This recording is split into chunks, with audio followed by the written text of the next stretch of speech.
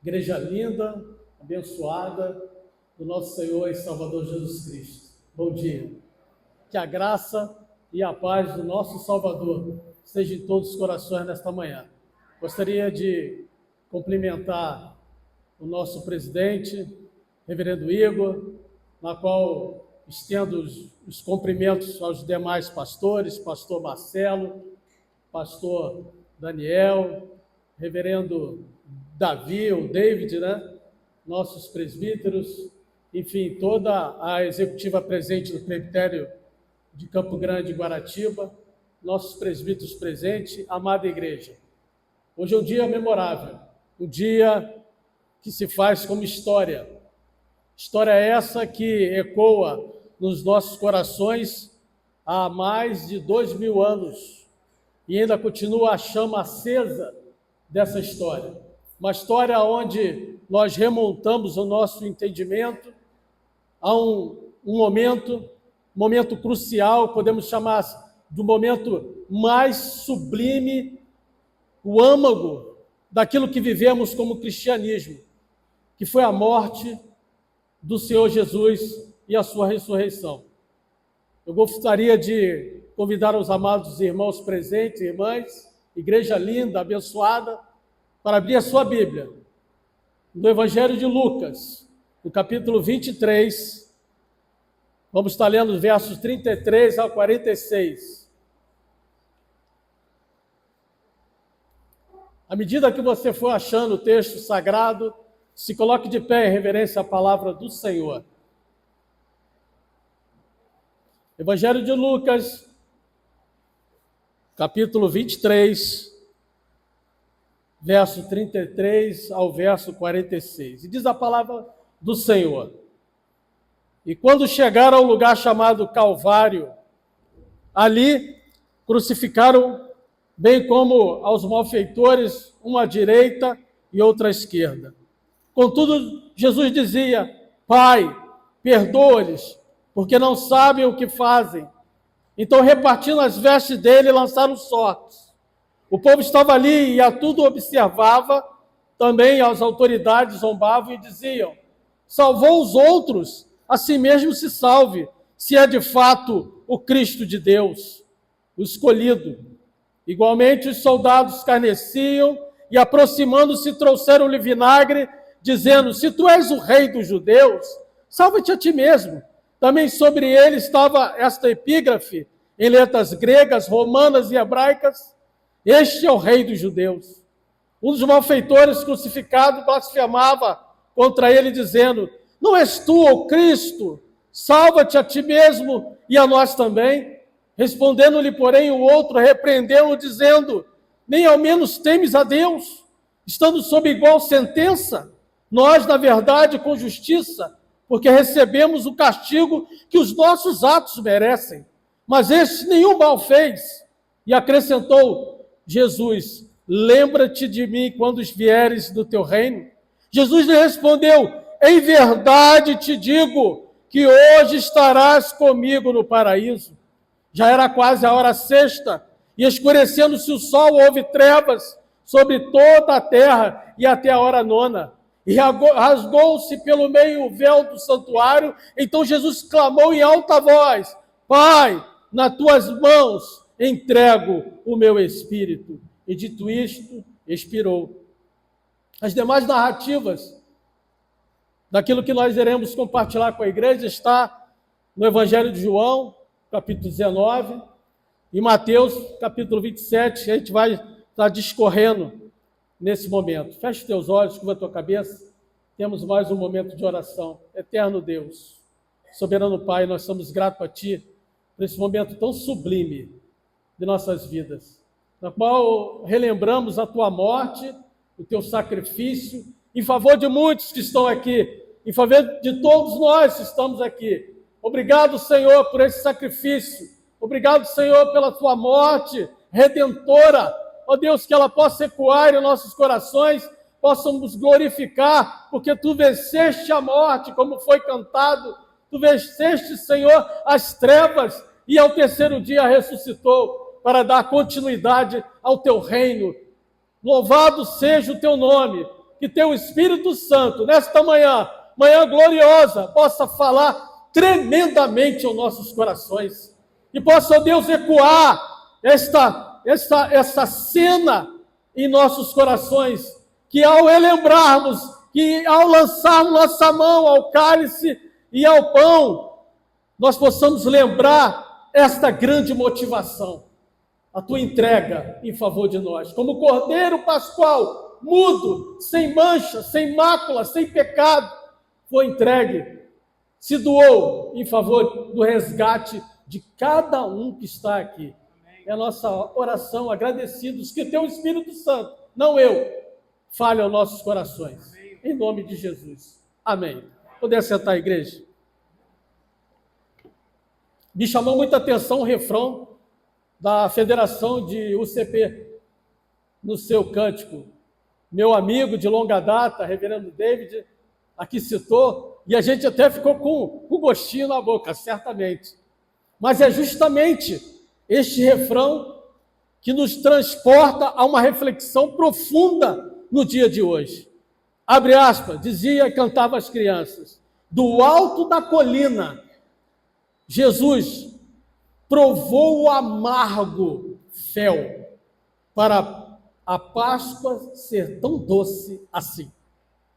Provou o amargo fel para que a Páscoa cristã, não a judaica, não o pechá, mas a Páscoa cristã, a salvação, a libertação, a morte vicária, a libertação, a ressurreição, pudesse ser tão doce para nós aqui.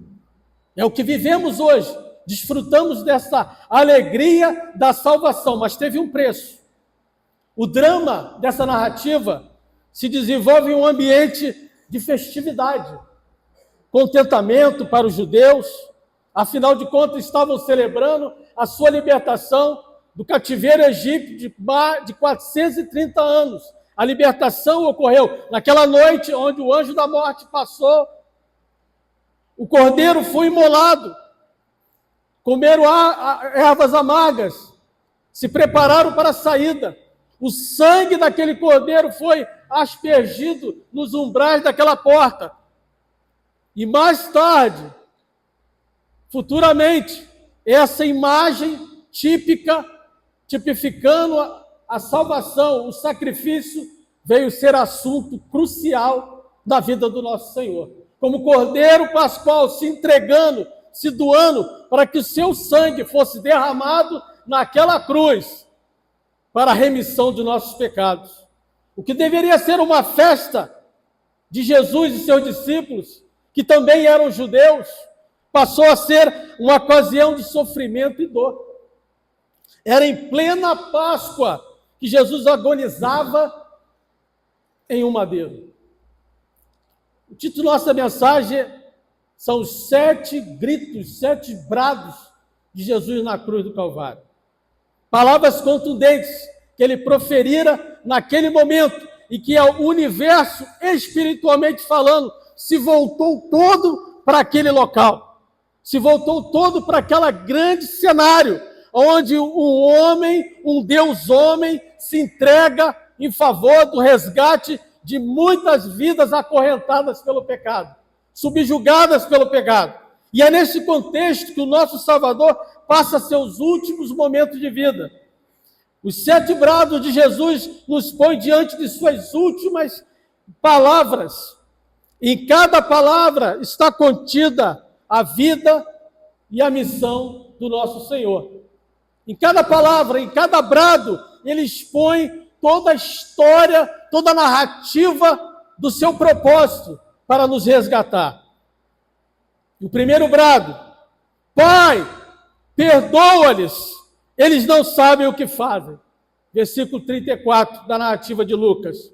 A primeira palavra aqui é uma expressão, uma palavra de perdão. Ele evoca o perdão, é a primeira e, por assim dizer, também a última palavra, o perdão. Ele libera o perdão para aqueles que o perseguem, para os seus inimigos.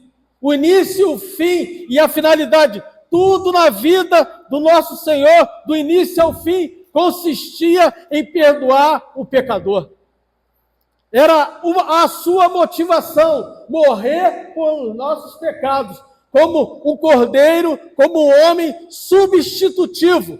Era eu, era você que deveríamos estar lá sangrando naquela cruz. E ele se doa para resgatá-los. Era comum que os crucificados nesta época proferissem palavras de ódio contra os soldados que ali eram crucificados. Muitos xingavam, deliberavam ofensas, e os soldados, portanto, naquele momento, ficaram surpresos pela fala de Jesus. Perdoando a nós, que estamos o pendurando no madeiro? Ele dirige ao Pai e pede que perdoe os seus inimigos. Pai, perdoa-lhes, eles não sabem o que fazem. Um grande teólogo da segunda metade do século XX, Arthur W. Pink, ele diz que nenhuma ocasião anterior em Cristo, fez tal pedido ao Pai. Nunca antes ele tinha invocado o perdão ao Pai. Ele mesmo perdoava. Ele mesmo deliberava, ele mesmo expressava o perdão. Como está registrado em Mateus 9, 2, ao homem paralítico, ele diz: filho, tem bom ânimo, seus pecados estão perdoados. Assim como também aquela mulher que lavou os seus pés, e vá, não peques mais. Ele liberava perdão. Porque então agora, naquele momento, ele pediu para o Pai perdoar. O perdão, queridos, é uma prerrogativa divina. Uma prerrogativa divina. Os escribas judeus estavam certos quando arrazoavam: quem pode perdoar pecados senão Deus? Marcos 2, verso 7. Mas dirá você, Cristo era Deus, sim, mas era um Deus homem. Naquele momento, ele estava na condição de cordeiro substitutivo. Estava na condição de homem. Toda a sua humanidade estava ali na cruz do Calvário. Um santo não é crucificado. Um espírito não pode ser crucificado, a não ser um homem. E ele, com essa característica, 100% Deus, 100% homem, o 100% homem foi àquela cruz para morrer pelos nossos pecados. Naquela condição, ele roga a Deus, haja vista que ele não poderia fazê-lo, deliberar perdão ali. Quando o Senhor Jesus clamou: Pai, perdoe-lhes, ele estava sobre a cruz. E ali ele não poderia exercer prerrogativas divinas. Ele tinha dito anteriormente: o Filho do Homem tem na terra autoridade para perdoar pecados. Mateus 9, 6.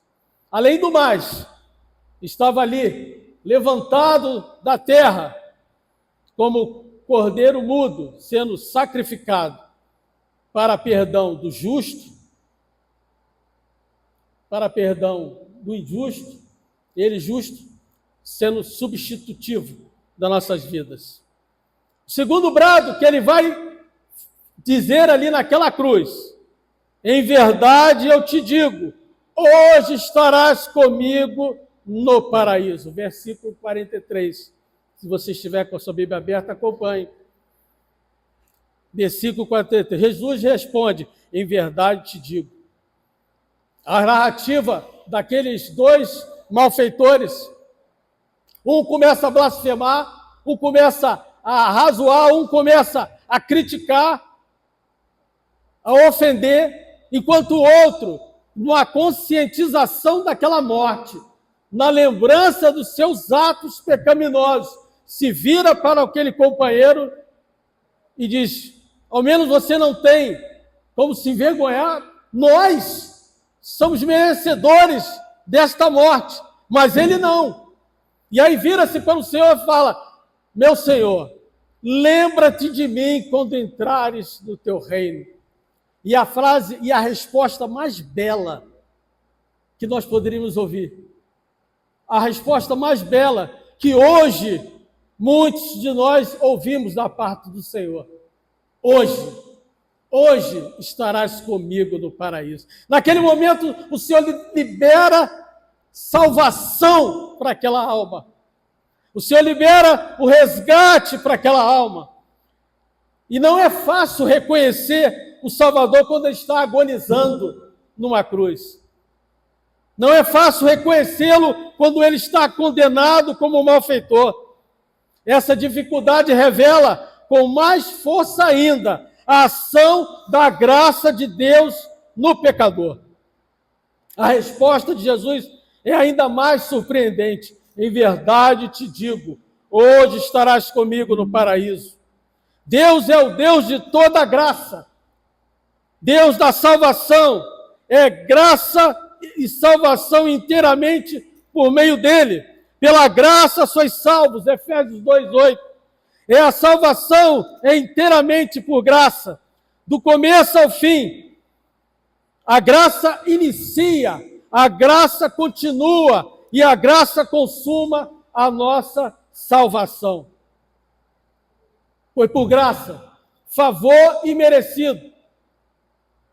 Se nós pudéssemos usar um jargão ou uma fala corrente, popular, nós diríamos assim: não, Rogério, deixa que eu vou no seu lugar, porque eu vou fazer de graça, pela graça. Eu vou ao madeiro por sua causa.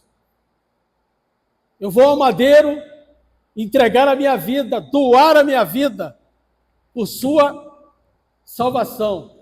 Reverendo Igor, Reverendo Marcelo, eu vou ao madeiro por livre e espontânea vontade. Louvado seja o nome do Senhor. Terceiro brado, onde ele vai gritar para todos ouvirem: eis o filho, eis tua mãe.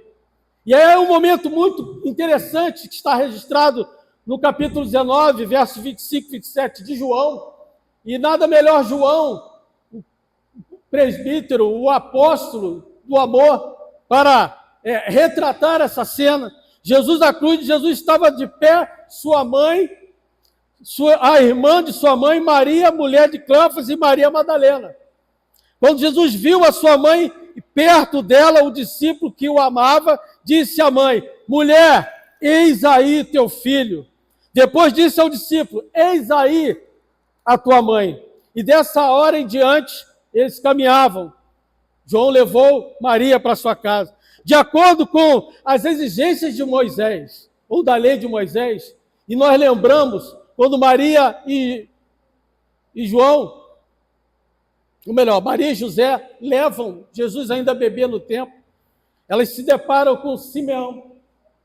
Simeão que esperava a consolação de Israel, e tomou em seus braços aquele menino, o Cristo, e bendisse a Deus, e depois disse: eis que este é posto para a queda e elevação de muitos em Israel, e para sinal e contraditado. E uma espada transpassará também a tua alma, a tua própria alma, para que se manifeste os pensamentos de muitos corações. Está registrado em Lucas capítulo 2, versos 34 e 35. Quem pode mensurar a dor de Maria, sua mãe? Quem pode mensurar as horas de tristeza, o sofrimento, à medida que a espada atravessava lentamente a alma de sua mãe? Não houve nenhum pranto histérico. Às vezes a gente vai fazer sepultamento e nós encontramos famílias desesperadas. Nenhum pranto histérico ou efusivo. Não houve nenhuma demonstração de fraqueza feminina, nenhum clamor violento vindo de uma angústia incontrolável, nenhum desmaio. Ela segurou firme aquele momento mais dolorido de uma mãe, ver o seu filho ser sacrificado, ser pendurado naquele madeiro, aquele filho que ela desde criança acalentou, e seus pais, ela e José, criaram, admoestaram, levaram para a sinagoga, deram instrução, fizeram o seu culto doméstico. Aquele filho que ela bem sabia que quando nasceu teria que ser entregue para a remissão dos nossos pecados. Aquela mulher, mãe, como muitas mães estão aqui, imagine aquela espada atravessando a alma de Maria ao ver seu filho sendo morto. Essa reflexão nós deveremos ter quando nós lançamos a mão ao cálice, em memória de mim. Lembrar o que eu fiz. A motivação de você estar ceando, a motivação desta Páscoa é a minha morte e a minha ressurreição. Foi a minha morte que pagou o preço. Foi a minha morte que pagou e cumpriu cabalmente a retirada dos pecados. João é o único discípulo e apóstolo que não foge daquela hora. Todos os outros fugiram, se esconderam. Pedro negou, os outros se esconderam, mas João estava ao lado da mãe de Jesus, até o fim.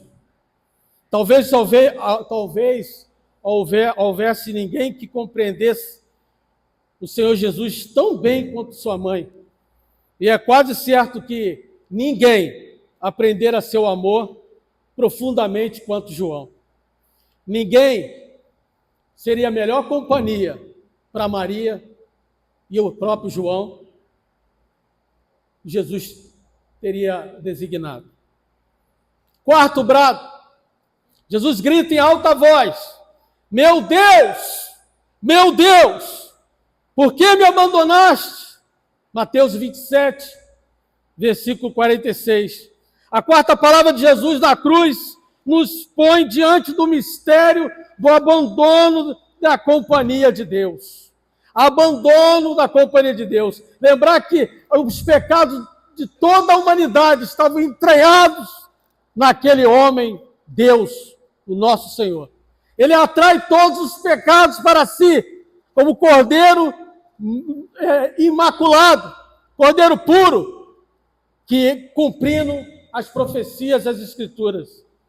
E esse fato, essa situação, esse cenário, faz com que o Senhor vire o seu rosto e ele se sinta no abandono. Essas palavras, para alguns dos que ali estavam, diziam, ele chama por Eli, porque no original, meu querido irmão e amigo, reverendo David, Eli, Eli, lama sabachthani, no original. Meu Deus, por que me abandonaste? Mas outros diziam, deixa, vejamos se Elias virá socorrê-lo. Então deu um grande brado e entregou a sua alma. Essas palavras de inigualável sofrimento, inigualável sentimento, elas marcam o clímax de seu sofrimento.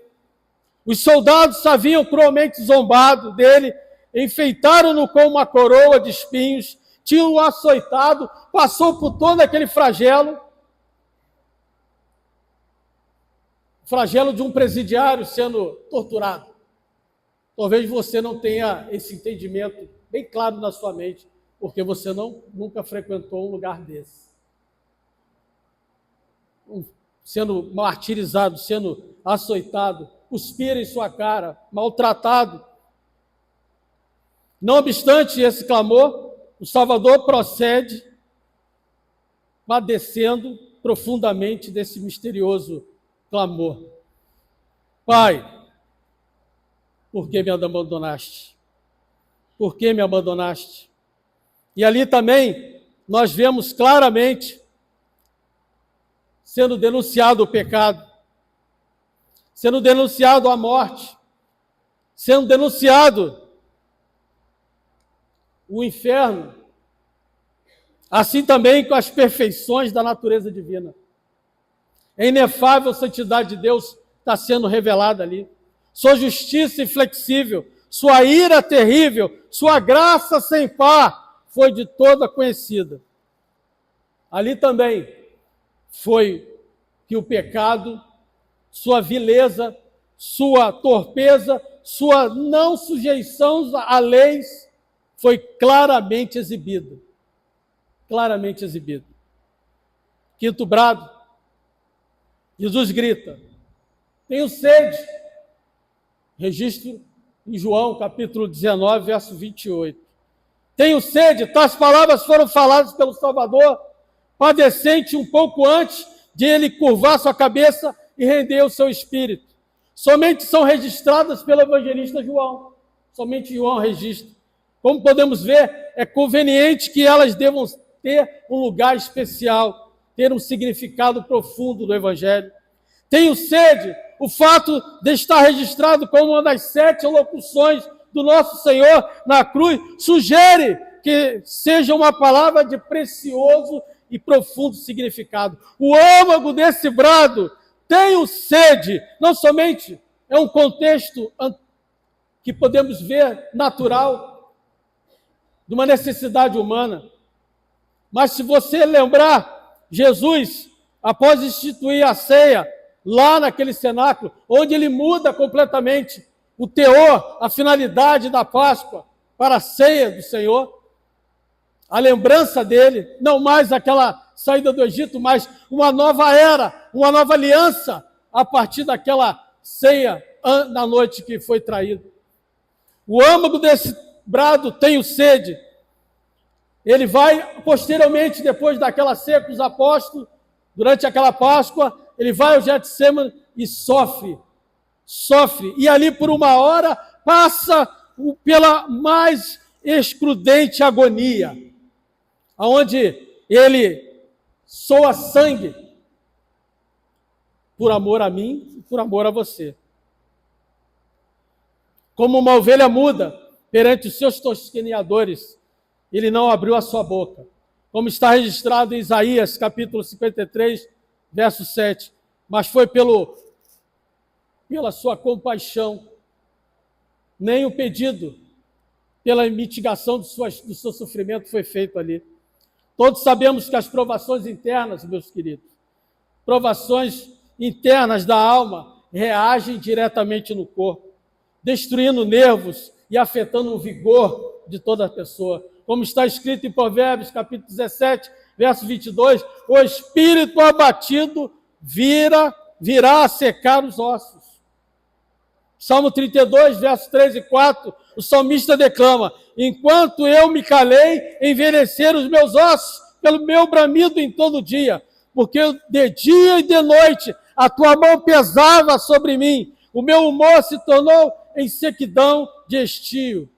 O corpo e a alma, queridos, são solidários um com o outro.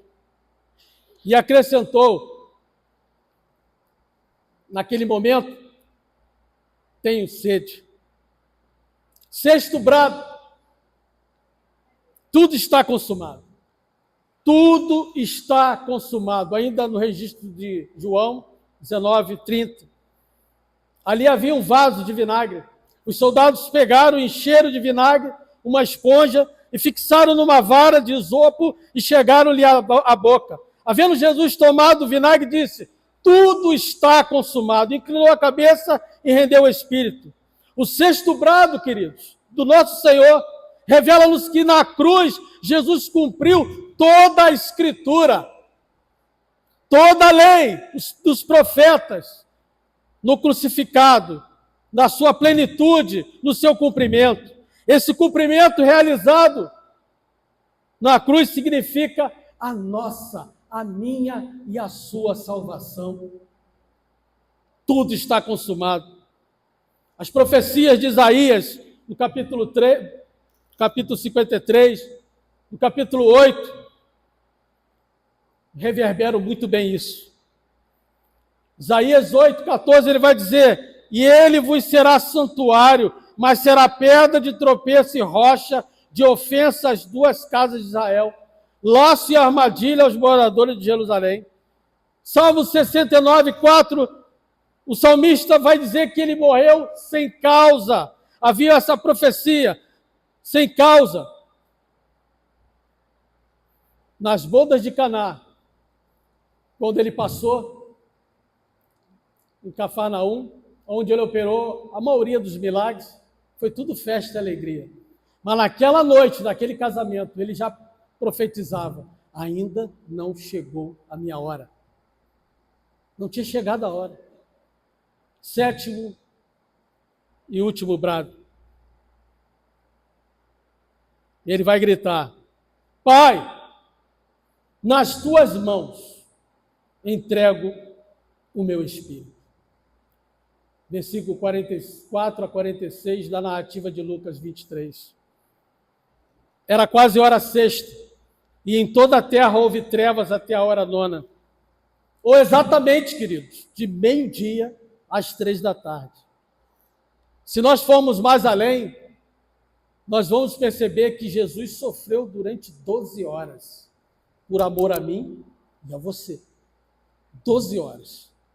Toda a terra se escureceu, o sol escureceu, virou trevas, de meio-dia até as 3 da tarde. E ele diz: Pai, em tuas mãos entrego o meu espírito. Dizendo isso, expirou. É digno de nota que esse brado final do nosso Salvador tenha sido pronunciado pelo Espírito de profecia muitos séculos antes. Muitos séculos antes. O salmista, no seu 31º Salmo, nos versos de 1 a 5, ele fala: nas tuas mãos encomendo o meu espírito, e me remiste, Senhor, Deus da verdade. Disso falara também a seus discípulos: olha, eu vou ser entregue. O Filho do Homem será entregue nas mãos dos homens e matá-lo-ão. Mateus capítulo 17, versos 22 e 23.